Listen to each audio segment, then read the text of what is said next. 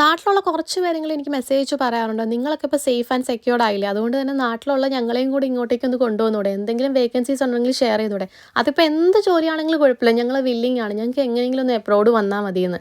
ശരിക്കും അങ്ങനെ എന്തെങ്കിലും ഒരു ജോലിക്ക് സ്പോൺസർഷിപ്പ് കിട്ടുമോ എന്ന് എനിക്കറിയത്തില്ല. അതുപോലെ തന്നെ ഇവിടെ ഒരു ജോലി കിട്ടണം എന്നുണ്ടെങ്കിൽ നമ്മുടേതായ ഒരു എഫേർട്ട് നമ്മൾ ഇട്ടാൽ മാത്രമേ കിട്ടുള്ളൂ. നാട്ടിൽ നിന്ന് അപ്ലൈ ചെയ്ത് ഇവിടെ വർക്ക് വിസയിൽ വന്ന ഒരുപാട് പേരെ അറിയാം. പക്ഷേ അവർ അത്രയും സ്കിൽഫുള്ളും ഹാർഡ് വർക്കിംഗ് ആയതുകൊണ്ട് മാത്രമാണ് അവരിവിടെ എത്തിയിട്ടുണ്ടായിരുന്നത്. പിന്നെയുള്ളൊരു ഓപ്ഷൻ എന്ന് പറയുന്നത് പണ്ട് കെയർ സെക്ടർ ആയിരുന്നു. ഇപ്പോൾ കെയറായിട്ട് ഓപ്ഷൻസ് ഇല്ല. പിന്നീട് ക്ലിനിക്കൽ സൈഡിലുള്ള ഒരുപാട് വേക്കൻസീസിന് ഇപ്പോഴും ഓവർസീസായിട്ട് അവർ സ്പോൺസർഷിപ്പ് കൊടുക്കുന്നുണ്ട്. അപ്പോൾ അതിൻ്റെ ക്രൈറ്റീരിയ എല്ലാം മീറ്റ് ചെയ്ത് നോർമലി എല്ലാവരും അപ്ലൈ ചെയ്യുന്നത് പോലെ വരിക. അതല്ലാതെ നമ്മൾ ഒരാളെ റെഫർ ചെയ്ത് നാട്ടിൽ നിന്ന് കൊണ്ടുവരാനുള്ളൊരു കപ്പാസിറ്റി അല്ലെങ്കിൽ ഒരു സെക്യൂരിറ്റി ഒരു PSW കാൻഡിഡേറ്റിനുണ്ട് എന്ന് എനിക്ക് ഇന്ന് വരെ തോന്നിയിട്ടില്ല. അതുകൊണ്ട് തന്നെ ഹാർഡ് വർക്ക് ചെയ്യാതെ വേറെ ഓരോ ഓപ്ഷനും ഇല്ല. ഇനി ഇവിടെ സ്റ്റുഡൻറ്റ് വിസയിൽ വന്നാൽ വളരെ ലൈഫ് ഈസി ആണെന്ന് വിചാരിക്കുന്നവരോട് വന്നൊരു പാർട്ട് ടൈം കണ്ടുപിടിക്കാൻ അതിൻ്റേതായ സമയമെടുക്കും. അങ്ങനെ പാർട്ട് ടൈമുമായി സെറ്റായി ഫുൾ ടൈമിലേക്ക് സ്വിച്ച് ചെയ്യുന്ന സമയത്ത് ചിലപ്പോൾ ജോബ് അവൈലബിലിറ്റി ഉണ്ടായെന്ന് വരില്ല.